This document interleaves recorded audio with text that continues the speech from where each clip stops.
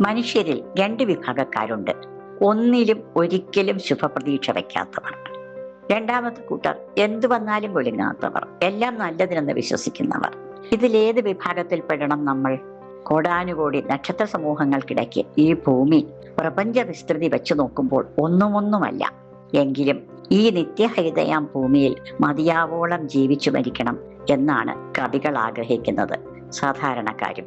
പുരാണങ്ങളും പറയുന്നത് ഈ 7-14 ലോകങ്ങളിലും വെച്ച് അത്യുത്തമം ഈ ഭൂമിയാണെന്നും മനുഷ്യജന്മം എടുത്ത് ഇവിടെ വരാൻ സാധിക്കുന്നത് മഹാപുണ്യമാണെന്നുമാണ്. പക്ഷെ സുദുർലഭമായ മാനുഷജന്മം ലഭിച്ചാലും അതിനെ ദുരിതപൂർണമായി മാത്രം കാണുന്നവരുണ്ട്. തീർച്ചയായും അങ്ങനെ ദുഃഖവും ദുരിതവും ധാരാളമായി അനുഭവിക്കുന്നവർ ധാരാളം ഉണ്ടാവും. അതിനെ നിരാകരിക്കുക വയ്യ. പക്ഷെ സങ്കടങ്ങളെയും ദുരിതങ്ങളെയും കഷ്ടപ്പാടുകളെയും ആവുന്നത്ര സഹ്യമാക്കി തീർക്കുക എന്നതാണ് കരണീയം. ഇപ്പോൾ ആയിരക്കണക്കിന് മോട്ടിവേഷണൽ പ്രഭാഷണങ്ങളും റീലുകളും പുസ്തകങ്ങളും ഒക്കെ നമ്മുടെ മുന്നിൽ അനുനിമിഷം വന്നു വീഴുന്നുണ്ട്. ചിലതെങ്കിലും നമ്മുടെ മുന്നിൽ പ്രകാശം തളിക്കുന്നവയുമാകാം. പക്ഷേ ഇത്തരം പ്രസംഗങ്ങൾക്കും വീഡിയോകൾക്കും റീലുകൾക്കും മുന്നേ എൻ്റെ ചിന്താസരണിയെ നല്ലവണ്ണം മാറ്റിമറിച്ച ഒരു കഥയുണ്ട്. അതിങ്ങനെയാണ്. നാം ഓരോരുത്തർക്കും ഒരു കാവൽ മാലാഖയുണ്ട്.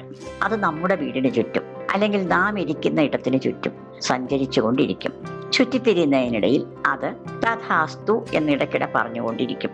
അതിനിടയിൽ നാം എന്തു പറഞ്ഞാലും എന്തു വെറുവിറുത്താലും ആ കാവൽ മാലാഖ പറയും തഥാസ്തു എന്ന് വെച്ചാൽ അങ്ങനെ ഭവിക്കട്ടെ, തഥാ അസ്തു.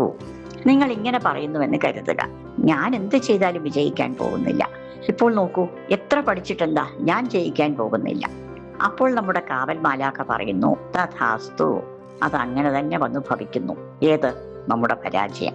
അതേസമയം നിങ്ങൾ പറയുകയാണ് ഇക്കുറി എന്തു വന്നാലും ഞാൻ വിജയിക്കും. കാവൽ മാലാഖ തഥാസ്തു എന്ന് പ്രതികരിക്കുന്നു. ഫലം, നിങ്ങൾ വിജയിക്കുന്നു.